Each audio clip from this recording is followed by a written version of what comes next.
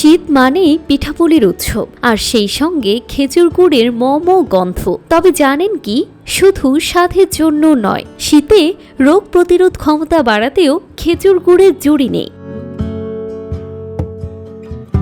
শীতের এই সময়ে শরীর সুস্থ রাখতে কেন প্রতিদিন গুড় খাবেন, চলুন জেনে নেওয়া যাক। শীতের দিনে খেজুর গুড় শরীরকে ভেতর থেকে উষ্ণ রাখে। এটি নিয়মিত খেলে সর্দি কাশির সমস্যা কমে এবং বুকে জমে থাকা কফ দূর হয়। গরম দুধের সঙ্গে বা কাথ তৈরি করে এটি খেতে পারেন। এছাড়া যারা শীতে হাড়ের জয়েন্টের ব্যথায় ভোগেন, তারা প্রতিদিন খেজুর গুড়ের সাথে আদা মিশিয়ে খান। এটি অস্থিসন্ধির ব্যথা কমানোর পাশাপাশি গলা ব্যথা ও জ্বালাপোড়া কমিয়ে কণ্ঠস্বর পরিষ্কার করতেও সাহায্য করে। খুব বেশি ক্লান্ত বা দুর্বল লাগছে, এক টুকরো খেজুর গুড় খেয়ে নিন। এটি মুহূর্তেই শক্তির মাত্রা বাড়ায় এবং ক্লান্তি দূর করে। এমনকি নিয়মিত গুড় খাওয়া মাইগ্রেনের ব্যথা কমাতে এবং মন মেজাজ ভালো রাখতে দারুণ কার্যকর।